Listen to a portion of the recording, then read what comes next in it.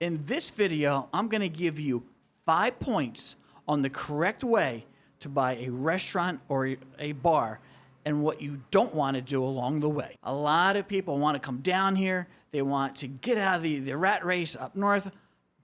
You're looking at one of them. That's what I did. One point I want everyone to make, and this is going to be the foundation of this video.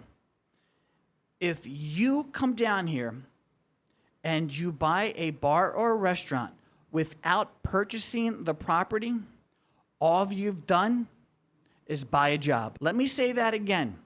If you're buying a bar or a restaurant without owning the property, you bought a job. And the person you bought it from, he gave a really big finder's fee to. So let's get in this. First point is, don't buy a job. Guys, the way business is run down here, it's not like you're buying a franchise where you have that McDonald's brand and name behind you. It doesn't work down here like that. You're coming down here and you're going to do that. You don't need to buy an existing business because I'll tell you why. Rule number 2, the success of that business is based on the owner. Of course, that's everywhere, but it's even more down here in the Caribbean. People don't go to Casa De Compai as much as they go to John's business. Everything is based on the owner interaction with his client base. People go to bars because they know the owner and they know the wait staff, and that's key. They don't go there because of the name on the front of the building. It's everything down here, especially in these small beach towns like Sosua, it's all personal relationship. That's how you build your business. Well, guys, that leads into point number 3. The owner who's buying the place from the previous owner, you need a good, solid transition time. And the best time of the year to do that is January. We just had one of the, I call it the anchor restaurant in downtown Sosua, change hands. Perfect time of the year is January because that's where you make all your money. That's where your largest client base is in town. That gives you the opportunity to do what I said in number 2. Know each one of your clients by name. And that's where a lot of people make mistakes down here. They buy it and they sit there and do nothing. You have to have that transition period where that owner's going to show you the ins and the outs. You need to know where to buy your supplies, buy your alcohol, how to deal with staff. There's a lot more that goes into it than just making entrees and slinging beers. It's very hard to run a business successfully down here over an extended period of time, especially when you're dealing in food and a bar business. That's why my bar in Casa De Compai, there's a lot of places to rent in Sosua. If you're looking for peaceful, affordable, and tranquil, look at Casa De Compai, Sosua's hidden gem.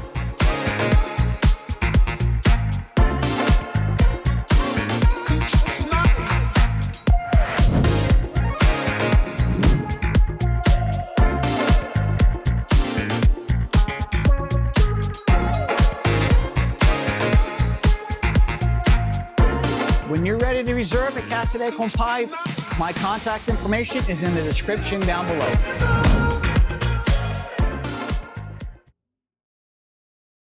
It's small, it's exclusive. It's very, very manageable. So you have that transition time, at least a month, to understand the meat and potatoes of how that business works in that establishment, know your staff, and more importantly, meet your clients.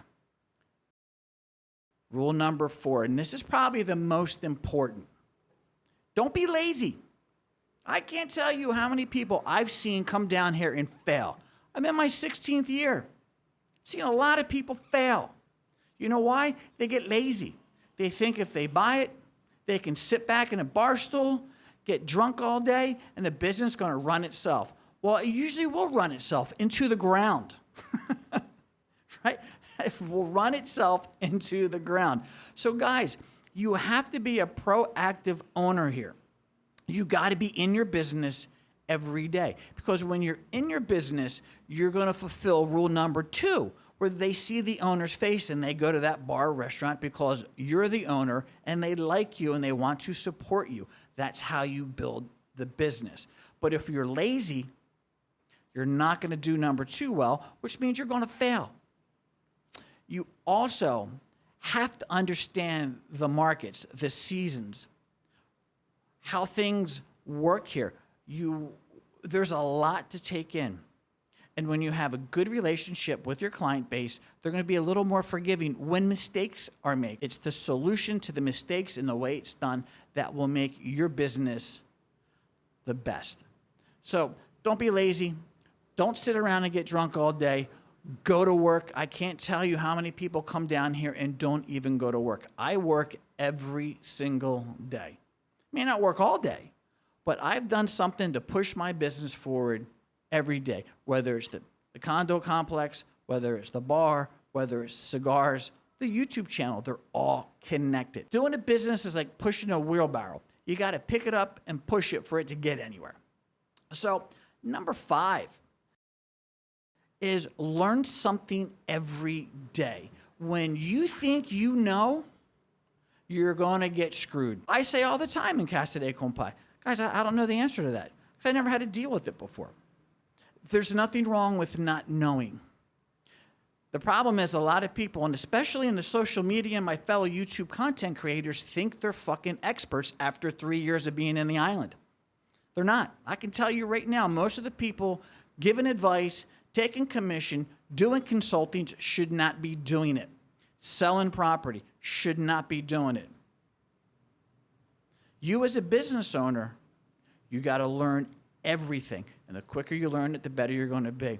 And the minute when you think, I got this mastered, I know, is when you're going to have the biggest problem. So guys, they're my 5 points. That's what I believe you should do if you buy a business down here. My most important point, let me say it again. If you're not buying the property with the business and you're spending tens of thousands of dollars upwards, maybe even a couple $100,000, and you don't own the property, you've just made a huge mistake because it's going to take you a long time to recoup your investment. It just doesn't happen that easy down here. So if you're going to do it, you got to buy everything. You got to own everything or start your own. That's probably the biggest thing I want everybody to take away from this. You do not need to buy an existing restaurant or bar because it's going to change anyway when you take it over. So guys, with that being said, always remember, keep personal private and private personal. Peace out.